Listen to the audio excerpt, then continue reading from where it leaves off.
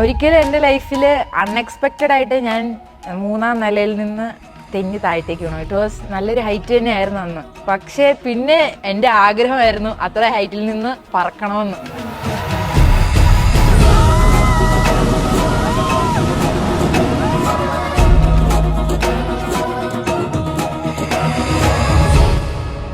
I'm Alfia James. I'm an international para badminton player.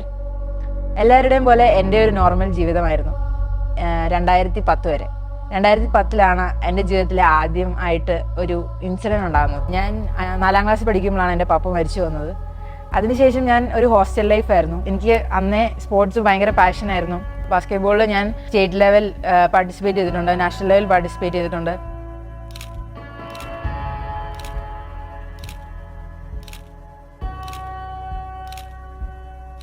ഞാൻ +1 പഠിക്കുമ്പം dress എടുക്കാൻ വേണ്ടി ടെറസിൽ പോയി ടെറസിൽ നിന്ന് തെന്നി നേരെ താഴത്തോട്ട് പോയി. ഞാൻ ആസ്റ്റർലൻ്റെ സർജറിയൊക്കെ കഴിഞ്ഞതിന് ശേഷം എന്നോട് ഡോക്ടർമാർ പറഞ്ഞു, എന്നോട് ഡയറക്റ്റ്ലി പറഞ്ഞില്ല, ആദ്യം അമ്മയോടാണ് പറഞ്ഞത്. അപ്പോൾ അമ്മയോട് അടുത്ത് പറഞ്ഞു ഇനി അവൾക്ക് ഒരിക്കലും നടക്കാൻ പറ്റില്ല, ഇനി ഒരിക്കലും കളിക്കാൻ പറ്റില്ല. എൻ്റെ ബാസ്കറ്റ്ബോൾ കരിയർ ഞാൻ ഇന്ത്യയെ റെപ്രസെൻറ്റ് ചെയ്ത് ജേഴ്സി അണിഞ്ഞ് കോർട്ടിലിറങ്ങുന്നത് സ്വപ്നം കണ്ട് ഓരോ ദിവസം ഉറങ്ങിയ ഞാൻ പിന്നെ വീൽ ചെയറിലിരിക്കുന്ന കാലുകൾ, നടക്കാൻ ചലനശേഷി ഇല്ലാത്ത കാലുകളോടുകൂടി നിൽക്കുന്ന എനിക്ക് അന്നേരം അനുഭവിക്കുന്ന വിഷമം എന്ന് പറഞ്ഞാൽ അത് ഇറ്റ് വാസ് ടു ഡീപ്പ്.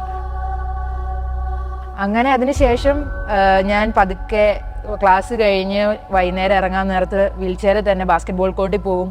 എന്നിട്ട് അവിടെ ഇരുന്ന് വീൽ ചെയറിൽ തന്നെ ഇരുന്ന് പതുക്കെ ബോൾ എറിയാൻ തുടങ്ങി.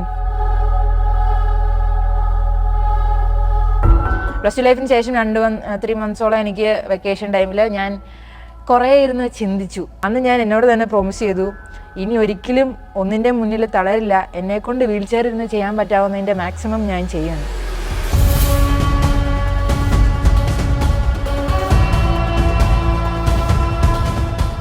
എനിക്ക് തോന്നുന്നു 2 വർഷത്തോളം ഞാൻ അമ്മയെ ഡിപ്പെൻഡ് ചെയ്താണ് ജീവിച്ചിരുന്നത്. അതിനുശേഷം ഞാൻ അമ്മയോട് പറഞ്ഞു ഇനി എനിക്ക് ഡിപ്പെൻഡ് ചെയ്ത് ജീവിക്കേണ്ട. അങ്ങനെ ഞാൻ BCom ചേർന്നതിന് ശേഷം ഞാൻ ഹോസ്റ്റലിൽ നിന്നു. അതിനുശേഷം എനിക്കൊരു ട്രൈവീലർ സ്കൂട്ടർ കിട്ടി. ഞാൻ ജിമ്മ് സ്റ്റാർട്ട് ചെയ്തു. അന്ന് അവർ എന്നെ ഏറ്റെടുത്തത് കൊണ്ട്, എന്നെ വർക്കൗട്ട് ചെയ്യിപ്പിച്ചത് കൊണ്ടാണ് ഞാൻ para powerlifting national level silver മെഡലും ഓപ്പൺ കാറ്റഗറി എന്ന് വെച്ചാൽ നോർമൽ പേഴ്സൺസിൻ്റെ കാറ്റഗറിയിൽ ബെഞ്ച് പ്രസ് കോമ്പറ്റീഷനിൽ ഡിസ്ട്രിക്ട് ലെവൽ ഗോൾഡ് മെഡലും സ്റ്റേറ്റ് ലെവൽ സിൽവർ മെഡലും അച്ചീവ് ചെയ്തത്. പിന്നെ കോവിഡിൻ്റെ ടൈം വന്നു. ആ ടൈമിൽ ഞാൻ പാർട്ട് ടൈം ജോബിന് പോകാൻ തുടങ്ങി. 2020 ടോക്കിയോ പാരാഒളിമ്പിക്സ് കണ്ടാണ് ഞാൻ പാരാ ബാഡ്മിൻ്റൺ കാണുന്നത്, പാരാ ബാഡ്മിൻ്റൺ സെലക്ട് ചെയ്യുന്നത്. അങ്ങനെ അതിനുശേഷം ഞാൻ കണ്ടിന്യൂസ് ആയിട്ട് ഇൻ്റർനാഷണൽ ടൂർണമെൻറ്റ്സ് പാർട്ടിസിപ്പേറ്റ് ചെയ്യാൻ തുടങ്ങി. ഇതിൻ്റെ ഇടയിൽ എനിക്ക് ബെഡ് സോർ ഉണ്ടായി, അത് ഇൻഫെക്ഷനായി. അങ്ങനെ ഞാൻ പിന്നെയും CMC വെല്ലൂർ പോയി സർജറി ചെയ്തു. എനിക്ക് തോന്നുന്നു 3 മന്ത്സോളം ഞാൻ കമന്ന് മാത്രമാണ് കിടന്നത്. ഞാനതൊരിക്കലും മറക്കില്ല, കാരണം that time was very hard for me. ഇപ്പം ഞാൻ പറയുമ്പോൾ ചിരിച്ച് പറയുമെങ്കിലും that time was very hard.